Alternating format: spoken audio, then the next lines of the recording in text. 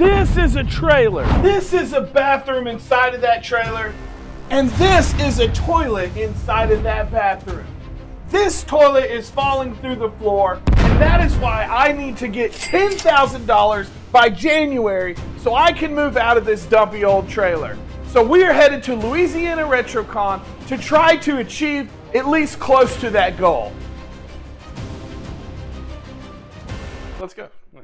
The trip to Louisiana was long. It was tiring. In fact, I slept most of the way. But I was awoken by a bird relieving himself on our windshield. Yep, that's right. It was time for the show, and all I could think was, will I make enough sales so I can move into my new house? I guess we'll see. Okay, so not many people seem to be here. I thought, oh no. And my money was at stake, so you know, it is what it is. Nothing was coming into the money box, which means falling toilet through the floor. But the crowd finally showed up, which means games being sold and money being made. Like a whole $3 being made, pretty much. However, it also means a panel. After all, I am extremely popular, and the crowd was deeply moved by my comical yet inspirational message I had for them.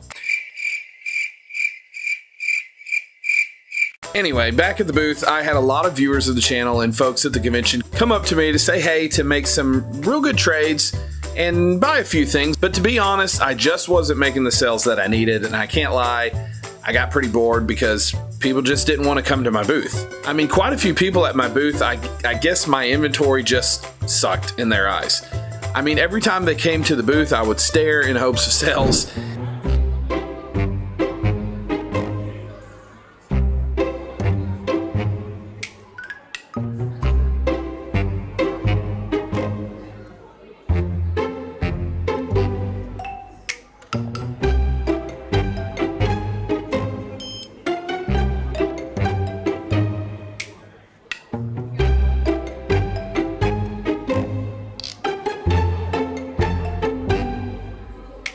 Finally, another vendor friend of mine came by with a big box of kitchenware.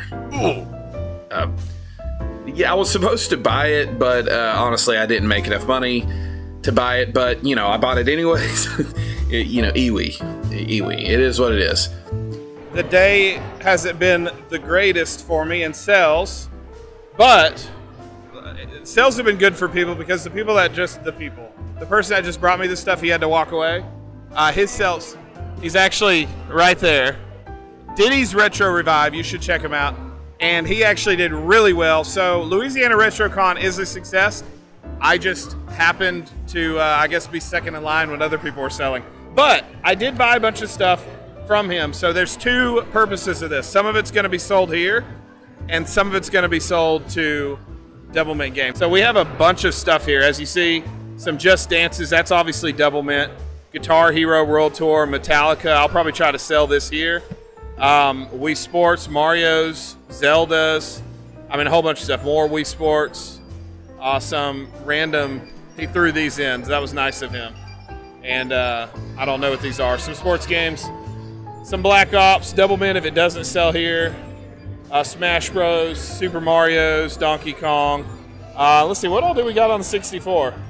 So, Super Mario 64, Mario 64, Glover, Banjo-Kazooie, another Zelda down here. I'm not pulling it out. And some Super Nintendo games. Some of this stuff won't go directly to Double Mint, but yeah.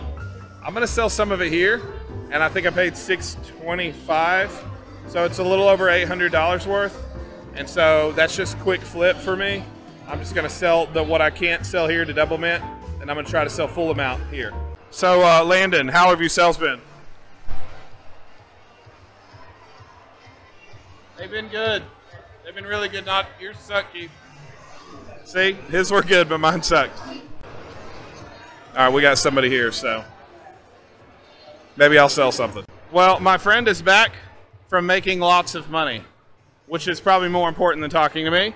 But this is my friend Landon with Diddy's Retro Revive. That's what I was doing. I was going for the handshake. I was also doing this right here. Louisiana Retro Con's always really good for me. Sales just weren't as good for me, but other people are doing great. So do you mind telling the audience how sales were for you? Sales were spectacular. I think you had a lot of real collectors here that were after big ticket, rare items versus picking up the small $3 and $5 games, which we sold a lot of as well. But we had a lot more, I would say, a lot more adults buying versus getting a lot more kids, which normally are going to come in and buy the Pokemon cards and the this and the extras and stuff. And we had some real deal collectors come in and, you know, spend some real money. He's like, oh, don't film me. What was your biggest sell? I know they're asking for you, and then you can go. What was your biggest sell? I think I sold a inbox Game Boy SP and Hack Quarantine for like $500. There you go. So, see, he did well. He did right in the first hour, 5 minutes. You have stuff to sell? Thank you. Go check out Diddy's Retro Revive. Come to Louisiana. All right, man, go make money. Appreciate it. So, yeah, he made money. I haven't, but hopefully I will. I'm going to sell a lot of the stuff he gave me. And, yeah, that's about it. I've been doing a great job filming, so. So the first day was ending, the sun was beginning to go down, and I decided to take the walk of shame, hoping I could get some sleep and see tomorrow be a better day. And that's about when this happened. It is nighttime. We were headed to the hotel, and I got a call from someone that bought an NES that I got the pins replaced in, keep in mind, and it's not working. So I'm driving 30 minutes south from where we're at, and we didn't make much money. If my stuff is broken, guys, if I failed you, I will make it right. Thankfully, I had another NES, and I am replacing the NES with another one, or they may just not know how to like mess with it. So fun night, guys, fun night. And I still have to prepare for church tomorrow, but notice my wife is driving. This means I am stressed. See, my wife is driving, my son's in the back. I'm stressed, guys, I'm stressed. Okay, so it's just the one right behind me, basically? Yeah. Okay. When you get out of that driveway and make a left at the next driveway. Okay. Well, I just start the timer. If he doesn't come back in 10 minutes, call 911. Okay? Okay. I'm going to eat my Taco Bell. 10 minutes starts now. So, basically, they're really cool. The NES is working, but it's not, because NESs are kind of a pain.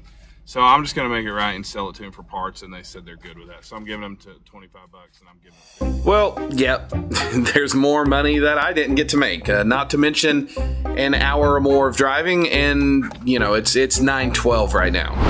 As I watched my husband drive away outside the hotel window to go to church, I knew the pressure was on me to make up for yesterday and hopefully make some money today. But I also knew that wasn't likely going to happen because I'm an awkward introvert and I don't talk to people. But while I sat at the table not talking to people, I was able to catch some of Keith's sermon, and it was super convicting. Some of you are clicking and watching and seeing the videos but not liking or commenting, and you won't even subscribe. Now, I'm not talking about you, Steve. So if you haven't hit the notification bell or a like or the subscribe button, today is the day of subscription. Now is the time to subscribe.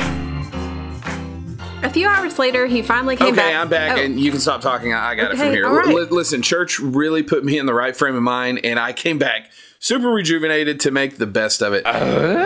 Basically, I did a bunch of trades, and I traded all of this for a Grape Funtastic controller and something. I don't remember what.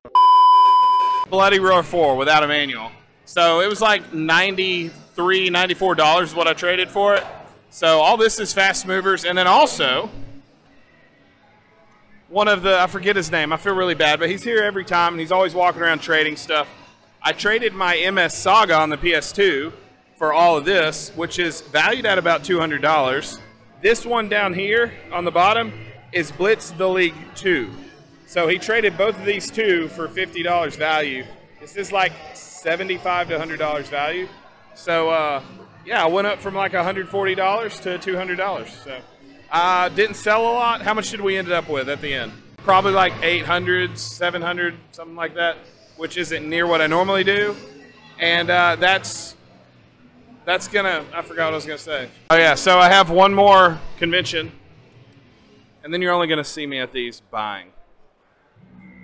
Peace. That's right, folks. When one door closes, another opens. It was fun selling at conventions, but I'm finding out it's just not as profitable as I thought, at least for me.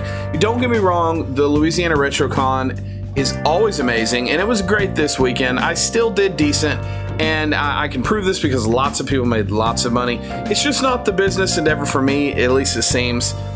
But I do have one more left, and I still have to make $10,000, and I still need to make sure I have a working toilet. So I think after one more convention, I'm going to close the door to video game conventions.